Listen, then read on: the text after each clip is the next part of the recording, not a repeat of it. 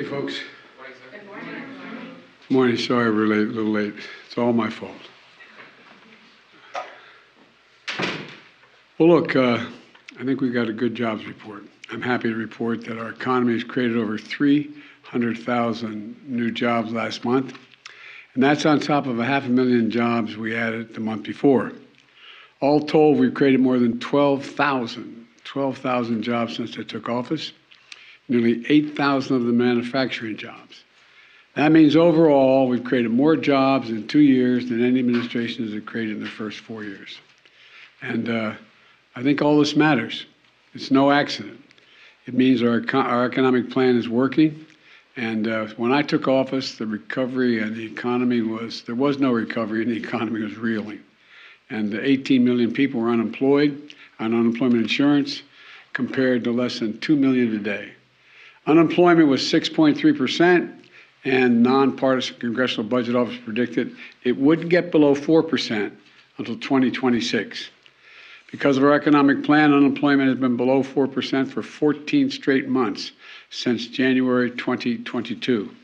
Last month, the unemployment rate remained near the lowest level in 50 years. 50 years. And that's really good news. People who are staying out of the job market, this is particularly good news, are now getting back into the job market. They're coming off the sidelines. They're getting back into the job market. The share of working age folks who are in the labor force is higher than it's been any time since 2008. That was one of the big predictors everybody was looking at. Tomorrow, it'll be 2 years since I signed the American Rescue Plan into law. It led to the fastest recovery of any major economy in the world. It laid the foundation for the progress we've been seeing and we see today. Record new business applications, more Americans with health care coverage than ever, including more than 14 million Americans saving $800 a year on their health insurance. Unprecedented tax relief for nearly 40 million families with 65 million children, thanks to the child tax credit, which cut child poverty in half. And since we passed the CHIPS and Science Act and the Bipartisan Infrastructure Law and the Inflation Reduction Act, we've seen companies commit more than $300 billion, companies from around the world, commit more than $300 billion to invest in future manufacturing and innovation here in America, creating jobs. We're going to invest in America again. We're going to make it in America again, and the federal government's going to buy America. That's been my economic vision. But what does this progress really mean for families trying to get by? I'll tell you. It means more people with good jobs and the dignity and security that comes with a paycheck. And while we still have more to do, and there may be setbacks along the way, inflation is now down 30% from what it was this summer. Gas prices are down more than $1.50 since their peak. At the same time, take-home pay for workers has gone up, especially for lower, and this is important in my view, especially for lower and middle income workers. This all adds up to just a little bit, I know you're tired of hearing me saying breathing room, but I think that's how people think about it, a little more breathing room for working families. And today's job numbers is clear. Our economy is moving in the right direction. Yesterday I went down to a hall in Philadelphia to lay out my budget and outlines of my budget with bills on the progress we made growing an economy from the middle up and the bottom up and not the top down. It's a plan that keeps investing in American manufacturing, innovation, and creates more good-paying jobs that don't require a college degree. It protects, strengthens Medicare, Social Security, two bedrock programs Americans have been paying into for every paycheck they've earned since they've been a kid.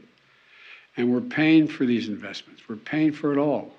My plan, after it's all said and done, is going to cut the deficit nearly $3 trillion over the next 10 years, the plan I've submitted. And by making the wealthy and corporations just begin to begin to pay their fair share. You know, when we talked about 28% tax rate, Ronald Reagan was 28% tax rate.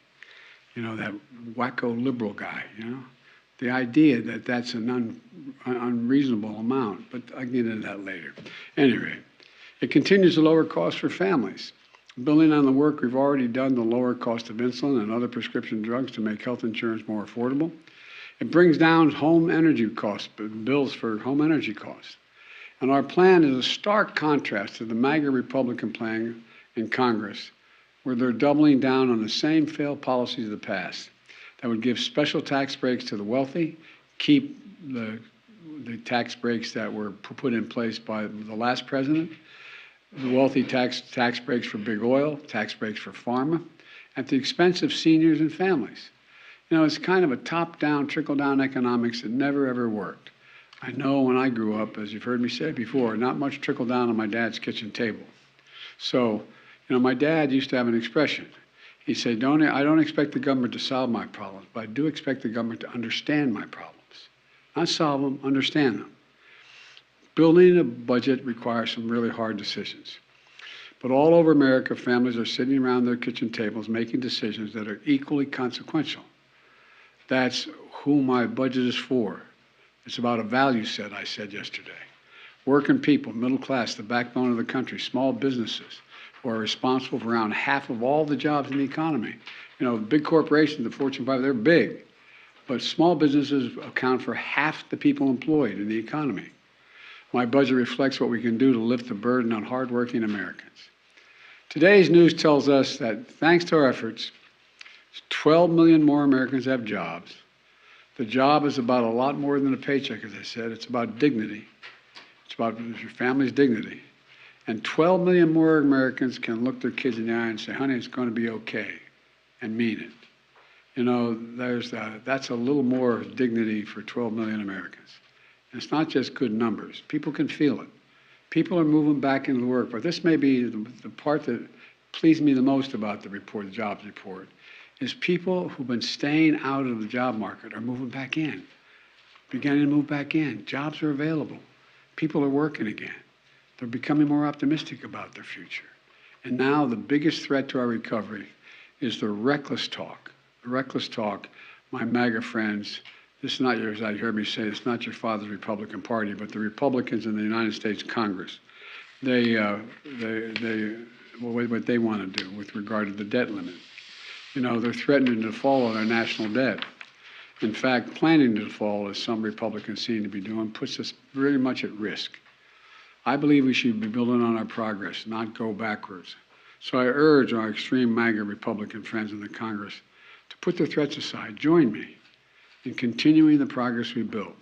We got a lot more to do, so let's finish the job. And by the way, you know, we talk about I just saw my staff handler as I was coming in, the House Freedom Caucus. The members of the House Caucus will consider voting to raise the debt ceiling contingent upon the enactment of legislation. You know what the essence of the enactment of legislation is? Cut all spending other than defense by 25%.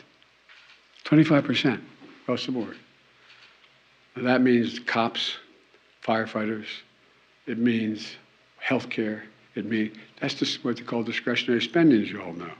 And on top of that, what they're really focused on, I saw here, I shouldn't get into all this now, but is what it's kind of surprised me. They want to make sure we don't have enough IRS agents. You know those IRS agents we had?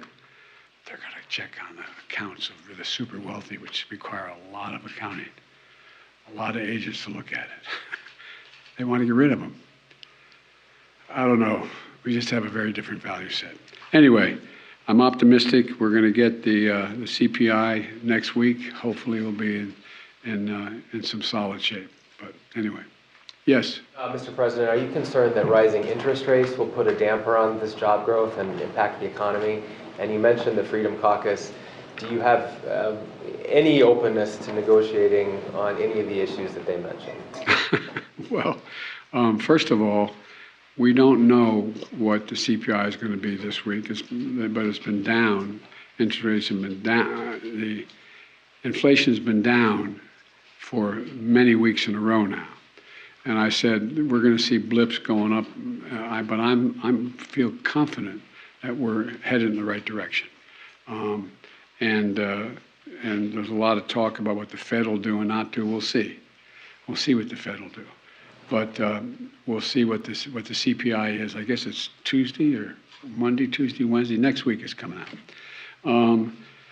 The idea that I'm going to agree that we start to figure out where we cut 25% across the board. By the way, their entire program does not lower the deficit one single penny.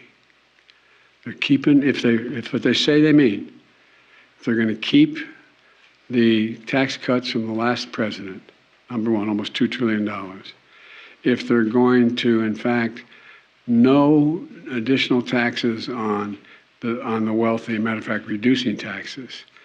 And in addition to that, on top of that, they're going to say we have to cut 25% of every program across the board. I don't know what there's much to negotiate on. But I'm prepared. I told the speaker, as soon as he's ready to lay out his budget, I'm willing to sit down. And now I'm hearing things like, well, we're not going to have our budget till April or May, maybe even June. All this talk pushing me to get my budget done. I said I'd have it done by the 9th. I had it done by the 9th. I handed it to you guys. I handed it to them. Why all of a sudden can't they get it done in March or maybe even April or maybe even May? I mean, I don't know. It doesn't sound like they're on the level yet. So thank you very much. Thank you, everyone. What are your thoughts on Saudi Arabia and Iran reestablishing diplomatic relations, sir? The better the relations between Israel and their Arab neighbors, the better for everybody. Will you sign the bill the House just unanimously approved on COVID-19